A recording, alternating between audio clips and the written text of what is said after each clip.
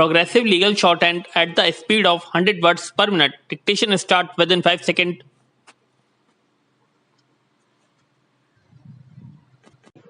Start. It is clear from the discussion made herein above that the said case was not one relating to compounding of offences. Stop. Apart from that, the court found that the dues of the banks have been satisfied by receiving the money, and the suit filed by the bank in the civil court have been compromised. Stop.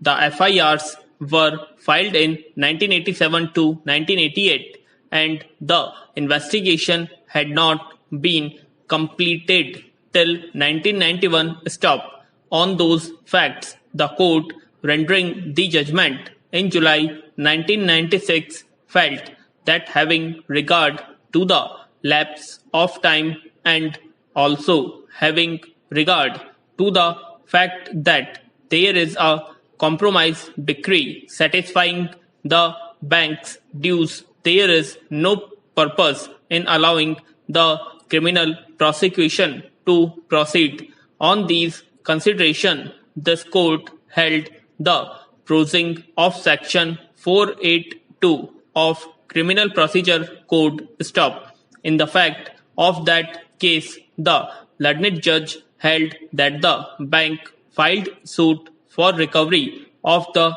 dues on account of grant of credit facility, and the suit have been compromised on receiving the payment from the company concerned. Stop. The learned court held it an offence of cheating is prima facie constituted. Such offence is a compoundable offence, and compromise decrees passed in the suit instituted by the banks for all intents and purposes amount to compounding of the offence of cheating. In that case, the court came to the conclusion, since the claim of the bank have been satisfied and the suits instituted by the banks have been compromised on receiving payments, the court felt that the complaint should not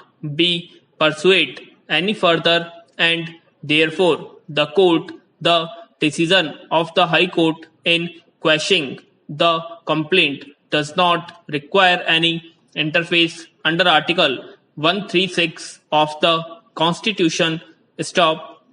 It is therefore clear that no legal proposition has been laid down on the compounding of offence in Dukan's Agro. Stop. This court proceed on the peculiar fact of the case discussed above. Stop.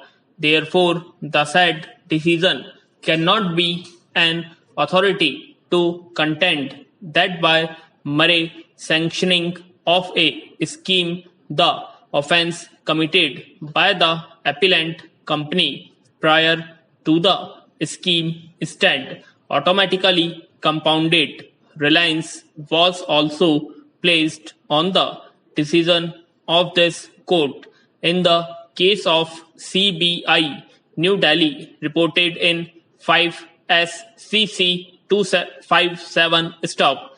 In that case, reliance was placed on the decision of this court in Dukan's Agro as such. Stop. The court found that the aforesaid scheme, being a voluntary scheme introduced by the Government of India, has provided that if the dispute and demand is settled by the authority and pending proceeding were withdrawn by an importer, the balance demand against the importer shall be dropped, and the import shall be immune from any penal proceeding under any law. The court also came to the conclusion that under the Customs Act 1962, the appellant have been discharged,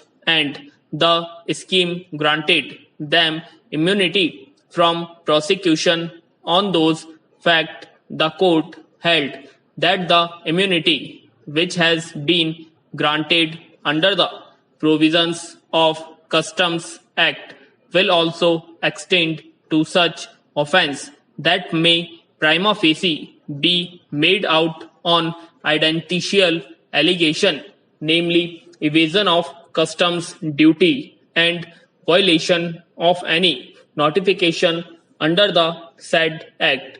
The court also found on a reading of the charge sheet and the FIR that there was no allegation against the appellant of any international deception or of fraudulent or dishonest intention.